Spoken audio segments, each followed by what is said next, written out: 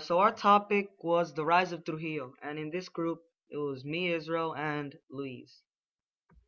So here are the key terms that we used. First one was Dominican Republic, a country in the Caribbean next to Haiti.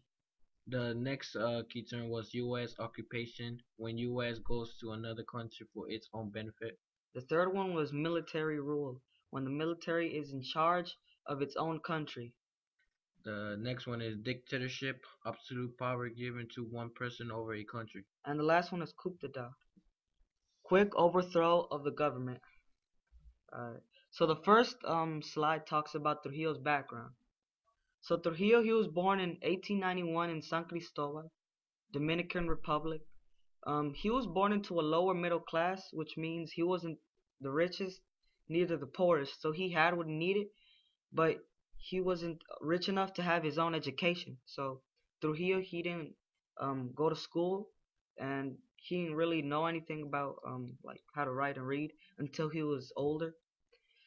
So during USA's transition to DR, Trujillo was a former telegraph clerk.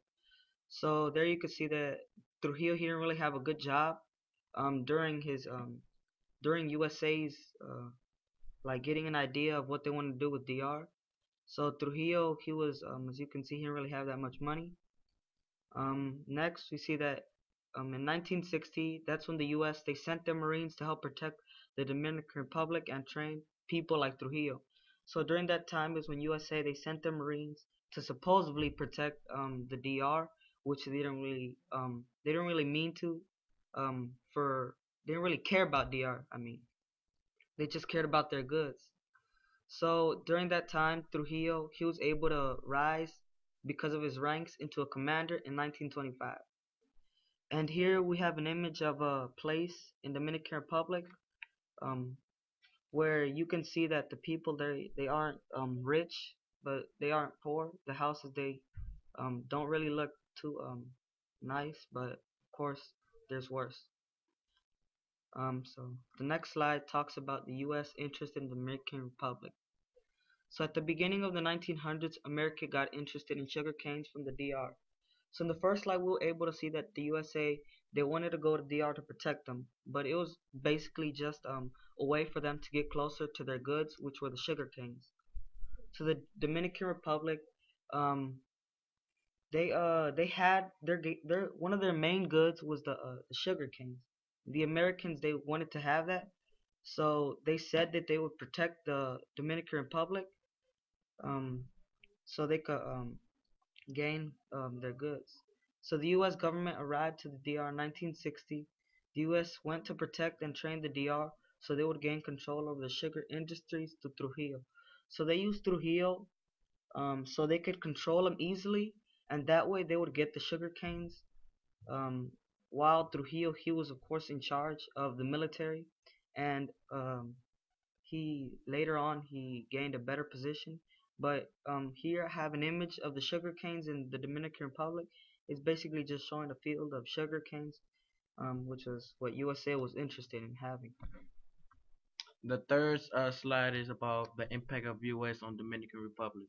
The USA occupied DR for the sugar, like saying that the USA just went to Dominican Republic just for their sugar. So the US created a military rule on the DR. That means like they put the military in charge of the whole country, the whole Dominican Republic. So and then that development, how the US and DRs and Trujillo signed a treaty to make sure that US protected the DR, but really the US didn't want to protect it. They just wanted the sugar. So then right here there's a picture of uh, Trujillo and Hall, the Senator of State of the United States, signing the treaty.